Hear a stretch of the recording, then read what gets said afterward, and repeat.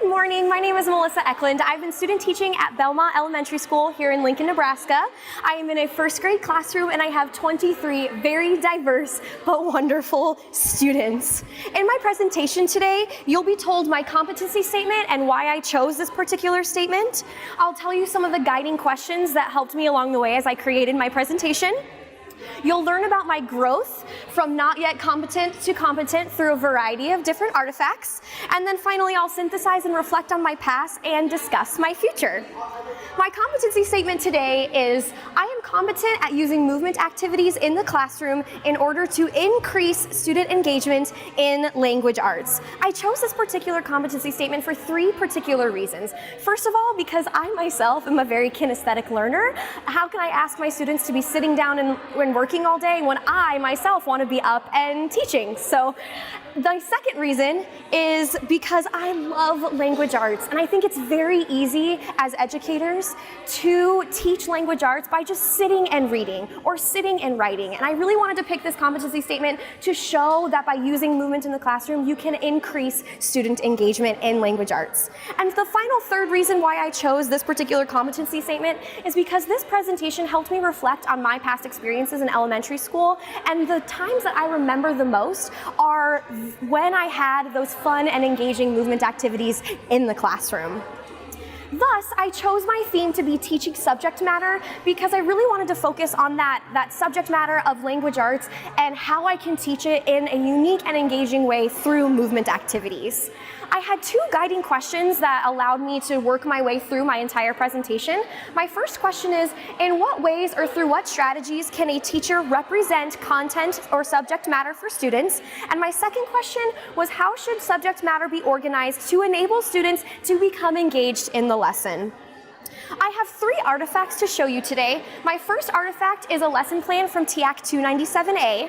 My second artifact is an assignment from TAC 380. And my third artifact is an evaluation from my cooperating teacher from this semester, student teaching.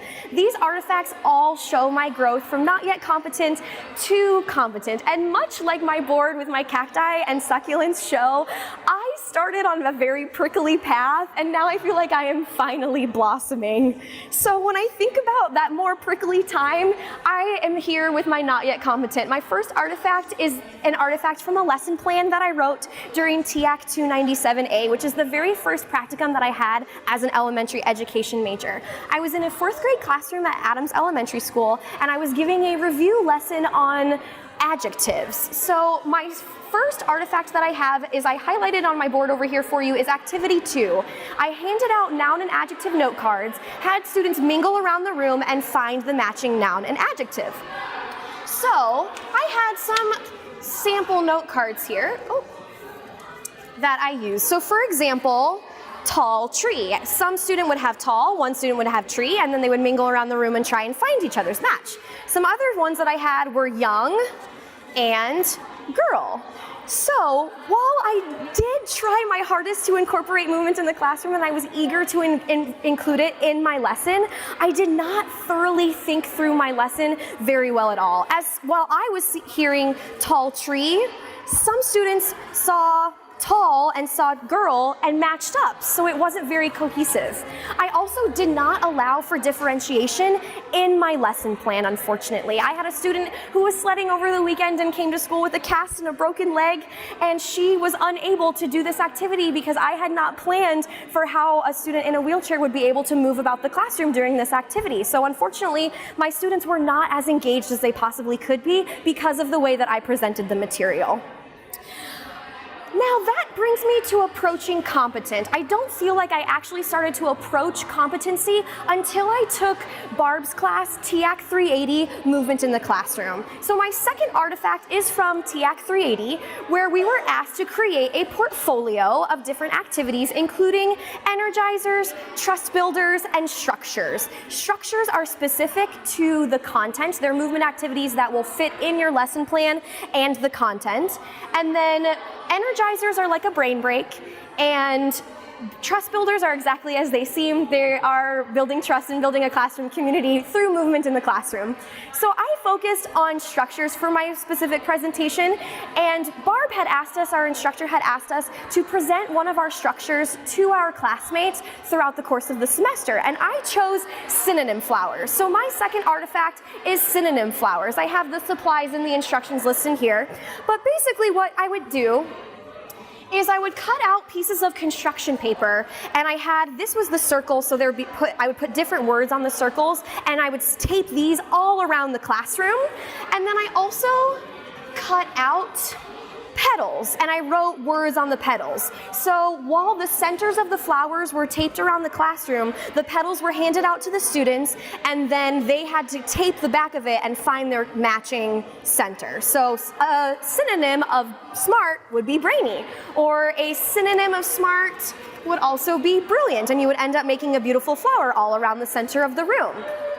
And what I love so much about TAC 380 is we were really forced to think very deeply and critically about the movement activities that we chose for our portfolio. So I was thinking really hard, and it was much more well thought out than my more prickly time that happened in TAC 297A. I was thinking specifically as well about differentiation. When I presented my synonym flower structure to the class, we were then asked questions about how could I differentiate this lesson. There are different things I could do, like maybe for some students that are gifted, I could not put the synonym on the petal, and they would have to go find the center of the flower and write their synonym on the petal themselves. Or maybe for a student who has an IEP and is maybe struggling with literacy, I could actually give them their word and perhaps give them a definition of that word, so it'd be a little bit easier for them to find the center of their petal. Or even for an ELL student, I could maybe put a little picture next to their petal so that it'd be easier for them to match up their petal to their corresponding flower. And although I would say that I was definitely approaching competency during this particular time, I was not quite competent because this was being presented to my classmates and my peers. It wasn't taught in a classroom setting, and I really needed that classroom experience with my own students in order to reach competency. Which brings me to my third and final artifact. When I was competent, my third and final artifact is an evaluation from my cooperating teacher when I was student teaching this semester. I had taught a lesson called Sentence Surgeons. So my students at Belmont Elementary in first grade, they love doctors. Anytime I ever ask them, what do you want to be when you grow up? So many of them want to be doctors or surgeons, which is just awesome. So I decided during this grammar review day that I was going to turn them all into these sentence surgeons. I had 6 sentences that needed to be healed. So I set up operating tables around the classroom and gave students, I even got on Amazon and I gave students their own cap, their own masks, and their own gloves. So they had their surgery gear, and then they were sent to a certain workstation where they had to operate on their 6 sentences. So for example, one of the operating tables was punctuation problem, where they had to add the correct punctuation to the sentences on their worksheet that I gave them. I was also thinking really deeply about how I could differentiate this for my students before I taught the lesson. So I had 2 students in the classroom during this time that had IEPs, and for those students on their worksheet, I gave them an example. So before they went to their operating table, they had an example of a sentence that used correct punctuation to guide them along the way.